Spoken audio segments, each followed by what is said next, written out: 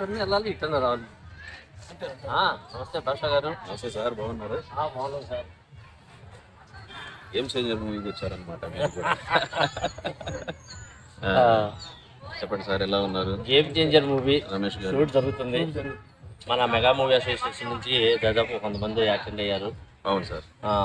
ఈ లంచ్ అవర్లో మీరు కనిపించారు ఇక్కడ, మీతో మాట్లాడదామని వచ్చాం. Thank you very much.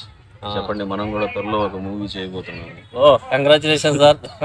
మన వాళ్ళందరూ దాంట్లో యాక్ట్ చేస్తారు. మంచి విషయం చెప్పారు. తప్పకుండా చేద్దాము. చెప్పండి సార్, ఏంటి సంగతులు? ఈ సందర్భంగా చిన్న మాకు తెలియక కొన్ని విషయాలు మీ గురించి మిమ్మల్ని అడుగుదామని అనుకుంటున్నాం అండి. తప్పకుండా. రామ్ చరణ్ అయ్యప్ప మాల వేసుకొని దర్గాకి వెళ్ళారు. అవును. ఆ విషయంలో చాలా వివాదం అవుతుంది. అవును. దాని మీద మీరు ఎలా అయితే ఎలా స్పందిస్తారు? చాలా క్రిటికల్ క్వశ్చన్ అయితే నేను కూడా ఈ వివాదం గురించి యూట్యూబ్లో వస్తున్నాయి చూశాను, విన్నాను. చాలామంది ప్రముఖులు రకరకాలుగా మాట్లాడుతున్నారు. నేనైతే మాత్రం సూఫీ విధానాన్ని అవలంబిస్తాను కాబట్టి సూఫీ విధానం తరపుగా చెప్తాను నేను. అసలు దర్గా అంటే ఏంటి, రామ్ చరణ్ గారు దర్గాకి వెళ్ళటం తప్పు కాదా అంటే నా అభిప్రాయం. వేరే వాళ్ళ అభిప్రాయాలు అంటే ఒక్కొక్కరికి ఒక్కొక్క ఆలోచన ఉంటుంది. సరే, సూఫీ విధానం గురించి చెప్తాను నాకు తెలిసినంత.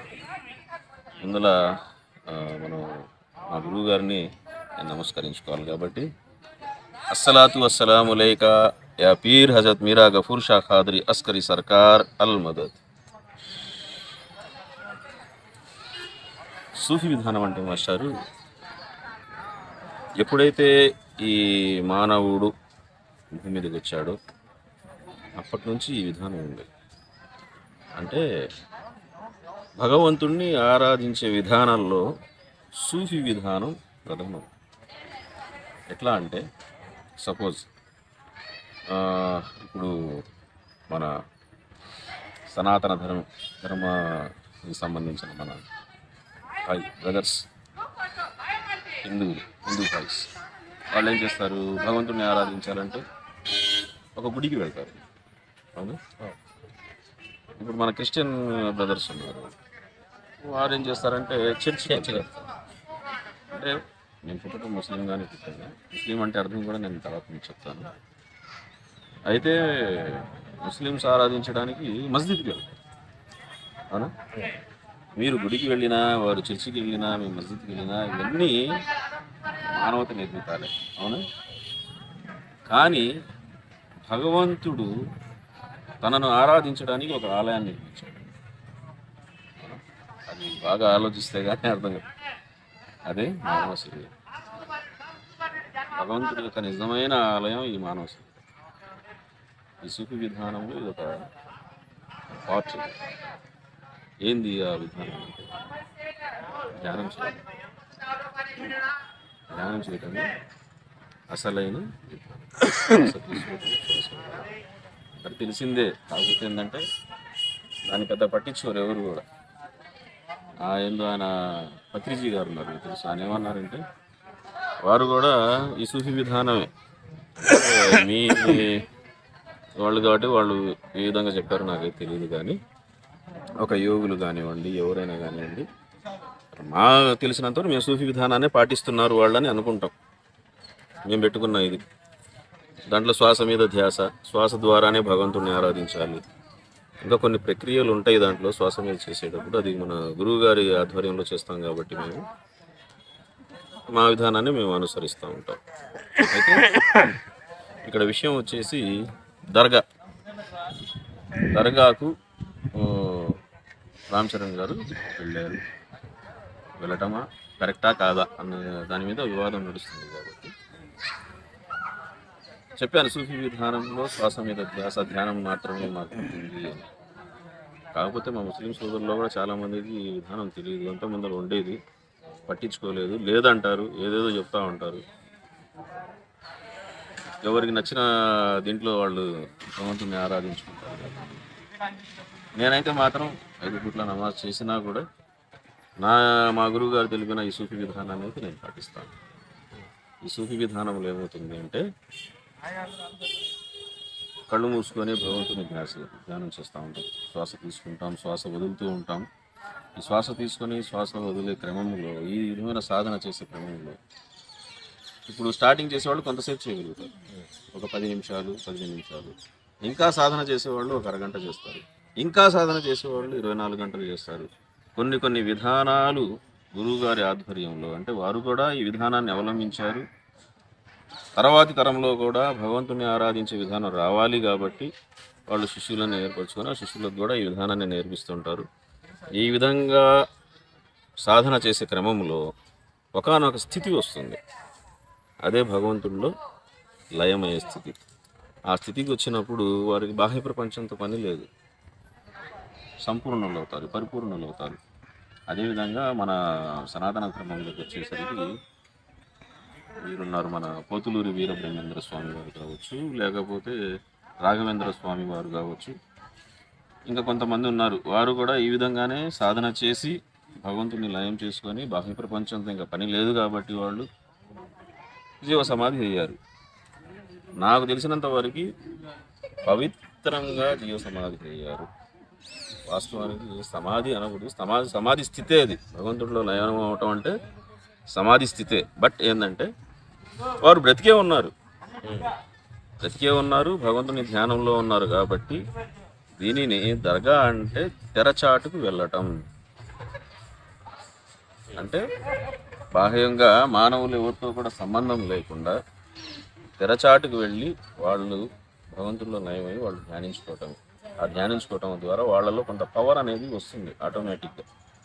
అది అందరికి కనబడాల్సిన అవసరం లేదు, అది మహిమలుగా చూపించాల్సిన అవసరం లేదు. భగవంతుడిలో లయమైనప్పుడు ఆ భగవంతుని యొక్క పవర్ అక్కడ ఉంటుంది కాబట్టి సత్సాంగత్యం అని మనం చెప్పుకుంటూ ఉంటాం. మంచి వారి దగ్గరికి వెళ్తే మంచి జరుగుతుంది అని మా వాళ్ళు జనరల్గా వాడుక భాషలో మాట్లాడు. అట్లానే దర్గాలు కావచ్చు, ఇట్లా గుళ్ళకు కావచ్చు, లేకపోతే సంథింగ్ ఎక్కడికైనా వెళ్తే అక్కడ భగవంతుని యొక్క కరుణ వాళ్ళ మీదకి వస్తుంది కాబట్టి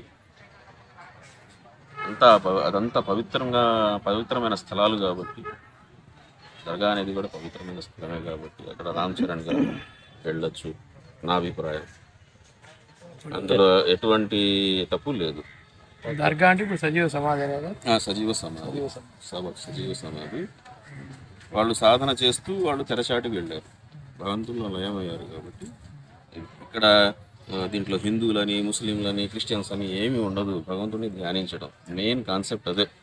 ఇప్పుడు కడప దర్గా కూడా అలాంటి జీవ సమాధేనండి. అట్లాంటి జీవ సమాధి అయిన వారే ఆయన కూడా. మనకు స్వాతంత్ర్యం రాకముందల ఇలాంటివి ఎక్కువగా జరుగుతూ ఉండేవి. ఈ జీవ సమాధులు వెళ్ళటం, గురువులు వాళ్ళందరూ జరుగుతూ ఉండేది. స్వాతంత్ర్యం వచ్చిన తర్వాత కొన్ని రూల్స్ అండ్ రెగ్యులేషన్స్ వచ్చాయి చట్టపరంగా. అలాంటి పనులు చేయకూడదు, తక్కువ అని చెప్పేసి. అంటే కొంతమంది మధ్యలో ఉంటారుగా, ఎక్కడ మంచి ఉంటుందో అక్కడ చెడు కూడా ఉంటుంది. వాళ్ళు కూడా ఏంటంటే కొంచెం క్యాష్ చేసుకోవడానికి మేమేదో సమాధి అవుతాము అది ఇది అని చెప్పేసి చాలామంది ప్రాణాలు కూడా కోల్పోయిన వాళ్ళు ఉన్నారు ఆ విధానంలో అట్లా చెప్పి. అందుకని గవర్నమెంట్ వాళ్ళు ఏం చేశారంటే ఈ విధానం చేయడం తప్పు అని బ్యాన్ చేశారు. స్వాతంత్రానికి ముందర కొంతమంది అట్లా జీవ సమాధిలోకి వెళ్ళారు. స్వాతంత్రం వచ్చిన తర్వాత కూడా 1980లో ఎవరోనో అట్లా చేశారట, వాళ్ళు చనిపోయారు. అలాంటి తప్పులు చేయకూడదు. భగవంతుడిలో ఎంత లయమైనా కూడా ఇప్పుడున్న విధానంలో భగవంతుడు ఆయన ఏ విధంగా దగ్గర చేసుకోవాలో ఆయన చేసుకుంటాడు. ఓకేనండి, మనకి లంచ్ టైం కూడా అయిపోయింది. అటు కో డైరెక్టర్ అరుస్తున్నారు, వెళ్దాం మరి. Okay, thank you master. చెప్పండి, అడగండి. అయ్యప్ప మాల వేసి దారిలో కంపల్సరీ దర్గా దారిలో వెళ్తూ ఉంటారు, కంపల్సరీ ఇల్లు చేరుతారు. ఆ అనుబంధం ఏంది? అయ్యప్ప స్వామి మాల వేసిన వాళ్ళని ఆ దర్గా ఎందుకు దర్శిస్తారు? ఇది ఓవర్ స్వామి వారు. ఓవర్ స్వామి వారు కూడా ఒక ధ్యానియే, యోగియే. ఆయన కూడా లయమైన వారే. వారు కూడా తెరచాటికి వెళ్ళారు. ఇప్పుడు చెప్పాను కదా, సేమ్ అంతే. అయితే అయ్యప్ప స్వామి వారు కూడా అంటే నా లెక్క ప్రకారం ఏంటంటే భూమి మీద రూపం తీసుకుని వచ్చిన వాళ్ళందరూ కూడా ఆ భగవంతుని గురించి చెప్పడానికి వచ్చిన వాళ్ళే, ఆ భగవంతుని గురించి ధ్యానం చేస్తున్న వాళ్ళే, ఆ భగవంతునితో లయమవుతున్న వాళ్ళే. కాబట్టి శారీరక సంబంధం కంటే కూడా ఆత్మ సంబంధం గొప్పది కాబట్టి ఆత్మపరంగా వాళ్ళు దగ్గరగా అయి ఉండొచ్చు, ఆయన శిష్యుడిగా తీసుకొని ఉండొచ్చు, ఏదైనా చేయొచ్చు. భగవంతుడు ఏమంటాడంటే నేను కోరిన వారిని ఒక గురువు యొక్క ఆత్మని అవసరమైతే 100 మంది శిష్యుల దగ్గర పంపిస్తా అంటాడు. ఎందుకంటే వాళ్ళకు కూడా తన మార్గంలో తెచ్చుకోవడానికి, వాళ్ళు మార్గభ్రష్టులు అవ్వకుండా భగవంతుని యొక్క మార్గంలోనే ఉండాలి, ఆయనే ధ్యానించాలి, చేయాలని చెప్పేసి అంటూ ఉంటారు. అందుకని మనం వేరే రకంగా కూడా మాట్లాడుకోవాల్సిన అవసరం లేదు దాని గురించి. నాకు తెలిసినంత వరకు అదే నిజమని కూడా నేను అనను, నా భావన. కరెక్టేనండి. హిందూ, ముస్లిం, క్రిస్టియన్ ఏం లేవండి, మనకి మనం నిర్మించుకున్నాము. చాలా మంచి విషయాలు చెప్పారు. విషయం ఏంటంటే మాస్టారు, అందరం మానవులు, అంతే, మనుషులం. భగవంతుని ఆరాధించడానికి ఒక్కొక్కరికి ఒక్కొక్క మార్గం. కాబట్టి మనం వేరే రకంగా ఆలోచించాల్సిన అవసరం లేదు. ఎవరి మార్గాల్లో వాళ్ళు హ్యాపీగా భగవంతుని ఆరాధించుకుందాం, ధ్యానించుకుందాం. ఒకరిని ఒకరు మిత్రులుగా, సన్నిహితులుగా ఉందాం. ద్వేషించుకోవడం వల్ల ఏమీ రాదు. ఇంకా దేశం అభివృద్ధి కుంటుపడుతుంది. మనం కలిసికట్టుగా పనిచేసుకుంటే దేశం అభివృద్ధి చెందుతుంది. కొంతమంది వాళ్ళ స్వార్థం కోసం ఇలాంటి చిచ్చులు పెట్టాలని ఆలోచిస్తూ ఉంటారు. ఓకేనా? మనం అనవసరమైన విషయాల గురించి ఆలోచించకుండా భగవంతుని ఆరాధించే దాంట్లో మన పనులు మనం శుభ్రంగా చేసుకుంటే ఈ భూమిని చేసుకునే దాంట్లో ఉందాం. ఓకేనా? Thank you master. తప్పకుండా మన మూవీలో కలుద్దాం. మన మూవీ వచ్చేసి ఇదే కుల మతాల మీదనే చేయాలనుకుంటున్నాం త్వరలో. షేక్ జాకబ్ శాస్త్రి అని నిర్ణయించాము. అన్ని మతాలకు అతీతంగా, అన్ని మతాల గురించి అన్ని ఐక్యంగా ఉండాలి, అందరూ ఐక్యంగా ఉండాలి. అనవసరమైన వాటి గురించి అనుకునే కంటే కూడా కలిసికట్టుగా మిత్రులుగా ఉంటే ఏదైనా సాధించగలం అని చెప్పడానికి ఆ మూవీని చేయాలనుకుంటున్నాను. దానికి మీరందరూ కూడా సహకరించండి. అందరు సహాయ సహకారాలు కూడా కావాలి. తప్పకుండా విజయాన్ని సాధిస్తాం. Thank you very much.